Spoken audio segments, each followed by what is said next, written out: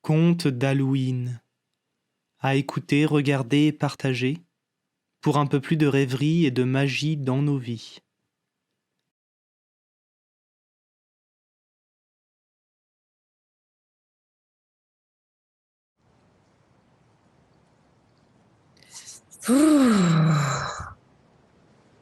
Le vent et la pluie frappent fort dehors.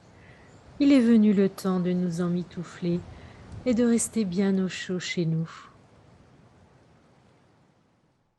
L'automne s'est bel et bien installé et nous propose son décor ambré pour fêter Halloween. Cette célébration si particulière nous vient de très très loin. Laissez-moi vous en conter sa véritable origine et surtout, préparez-vous à quelques frissons. Tout a commencé à l'heure de la lune mystérieuse, un soir d'octobre au pays des sorcières. Dans le secret de la nuit et sous une pluie battante, à cet instant précis où le monde vit en sommeil, les sorcières tenaient conseil. L'heure était à la préparation de la fête des morts. Comme chaque année, elles avaient prévu un programme cauchemardesque pour faire trembler toute la population entière, faire crier, faire pleurer, jeter de mauvais sorts. C'était tout ce qu'elles savaient faire et elles s'en délectaient. Mais à partir de ce fameux soir, les choses devinrent plus compliquées pour elles, car elles furent confrontées à une demande de changement. Laissez-moi vous raconter cela. Pour la première fois, elles accueillaient deux nouvelles recrues, les sœurs Halloween. Ces sorcières jumelles arrivaient d'une autre contrée, aux mœurs et aux habitudes bien différentes des leurs. C'était particulièrement vrai au sujet de la mort.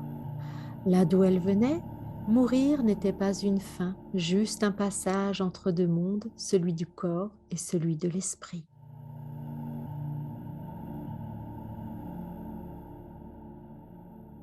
La vie et la mort faisaient partie d'un grand tout, et quitter sa vie incarnée n'était que le début d'une nouvelle histoire, pleine de promesses et d'incroyables découvertes.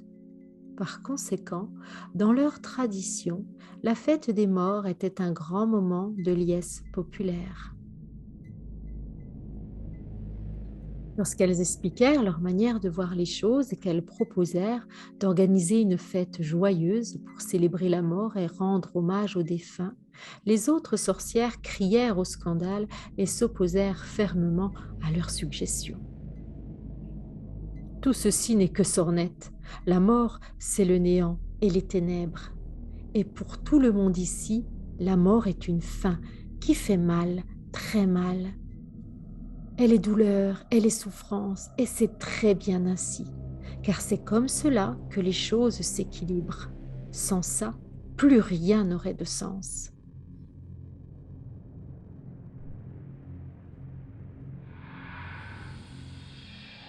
Et notre rôle est de faire perdurer cette peur de la mort.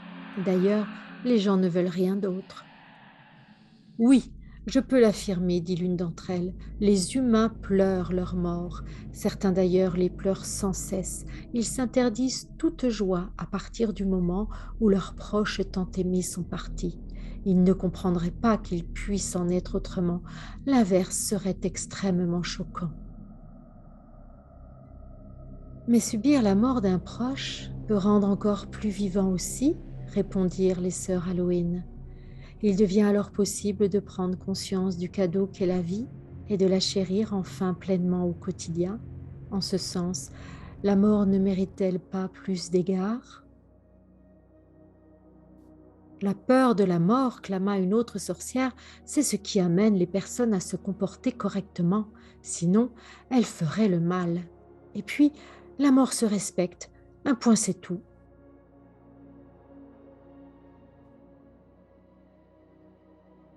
Fêter peut être un grand signe de respect, ajoutèrent les sœurs Halloween. Ne fête-t-on pas les naissances? Et les réussites? Oh, c'en est assez, hurla la doyenne des sorcières. Nous en avons assez de toutes vos balivernes. Nous avons perdu assez de temps à vous écouter inutilement. Les choses se passeront ici comme elles se sont toujours passées, et nous avons beaucoup à faire à cet effet. C'est alors que l'esprit des fantômes perdus s'exprima. Excusez-moi, mesdames, me voilà errant auprès de vous, et au vu de vos débats à propos de la fête des morts, je ne puis me taire. Il me semble qu'il pourrait y avoir de la place pour honorer, comme vous le souhaitez toutes, cet événement si marquant et si important pour tout être humain. La solution ne serait-elle pas dans l'acceptation de cette vérité-là? L'humain peut prendre du plaisir à avoir peur. Alors, lorsque viendra la nuit entre le 31 octobre et le 1er novembre, donnez-le là. Faites chanter tous les corbeaux à l'unisson, faites-les croasser d'un seul et même écho terrifiant. Préparez horreur, malheur, avec un brin de suspense et de fantaisie, et laissez chacune décider d'avoir ou non peur, de s'amuser ou de pleurer, de se recueillir ou de fêter, et qui sait peut-être bien qu'il leur sera possible de faire un peu de tout à la fois. Les paroles de l'esprit des fantômes perdus stoppèrent comme par magie les querelles des sorcières.